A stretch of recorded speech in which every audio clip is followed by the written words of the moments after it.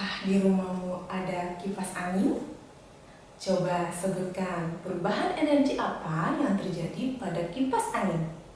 Ya, perubahan energi listrik menjadi energi gerak. Lalu, apakah perubahan energi terjadi juga pada makhluk hidup? Bagaimana prosesnya? Nah, untuk menjawab pertanyaan tersebut, mari kita belajar mengenai transformasi energi dalam sel. Tujuan pembelajaran kali ini, pertama, mampu menjelaskan konsep transformasi energi dalam sel. Kedua, mampu menganalisis proses fotosintesis pada tumbuhan. Dan ketiga, mampu menganalisis proses respirasi pada makhluk hidup.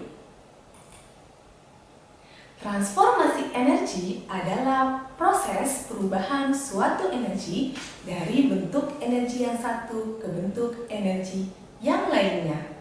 Transformasi energi pada makhluk hidup terjadi di dalam sel. Apa itu sel? Sel adalah unit struktural dan fungsional terkecil yang menyusun makhluk hidup. Seperti inilah bentuk sel.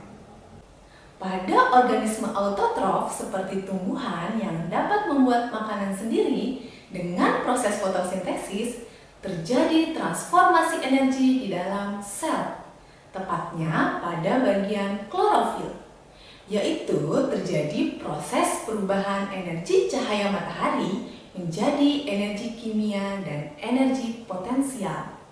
Sedangkan pada organisme heterotrof seperti hewan dan manusia yang tidak dapat membuat makanan sendiri, pada proses respirasi di dalam sel, tepatnya pada bagian mitokondria, terjadi proses perubahan energi dari energi kimia menjadi energi kinetik atau gerak dan energi kalor atau panas. Nah, mari kita bahas mengenai fotosintesis dan respirasi.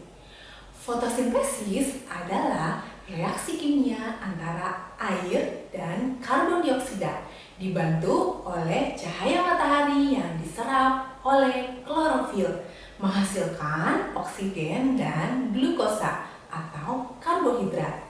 Secara sederhana, reaksi kimia fotosintesis yaitu 6 CO2 ditambah 6 H2O dengan bantuan cahaya matahari dan klorofil menghasilkan C6H12O6 dan 6O2, atau karbon dioksida ditambah air dengan bantuan cahaya matahari dan klorofil akan menghasilkan glukosa dan oksigen.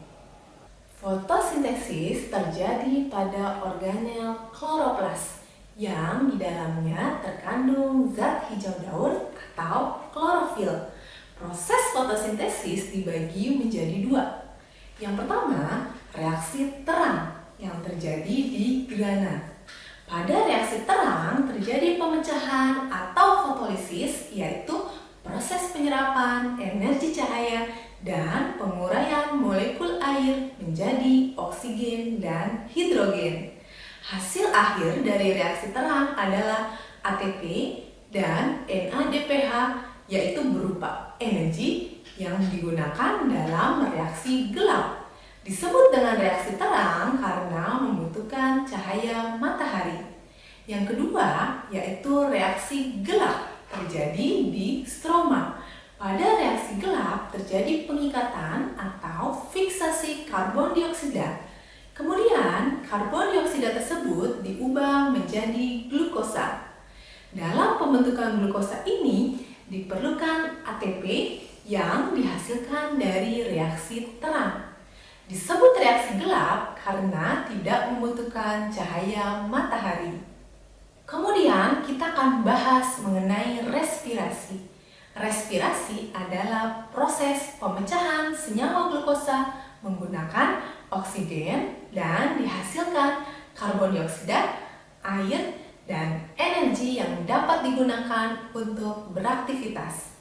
Secara sederhana, reaksi kimia respirasi adalah C6H12O6 ditambah 6O2 akan menghasilkan 6H2O ditambah 6CO2 ditambah energi, atau glukosa ditambah oksigen akan menghasilkan air dan karbon dioksida beserta energi. Respirasi sel terjadi pada organel sel, yaitu mitokondria. Energi yang dihasilkan dari proses respirasi dapat digunakan untuk berbagai aktivitas seperti berjalan, berpikir, berlari, berbicara, bekerja, dan sebagainya. Nah, demikianlah pembahasan kita mengenai transformasi atau perubahan energi dalam sel. Apa kesimpulannya? Jadi, proses transformasi energi dalam sel terjadi pada dua proses, yaitu fotosintesis dan respirasi. Fotosintesis terjadi pada tumbuhan. Transformasi energi yang terjadi yaitu perubahan energi cahaya matahari menjadi energi kimia dan energi potensial.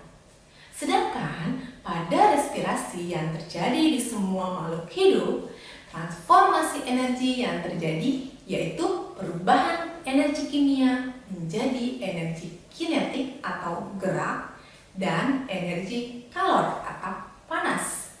Oke, terima kasih sudah belajar mengenai transformasi energi dalam sel. Semoga pengetahuanmu terus bertambah. Tetap semangat untuk terus belajar biologi. Salam sukses!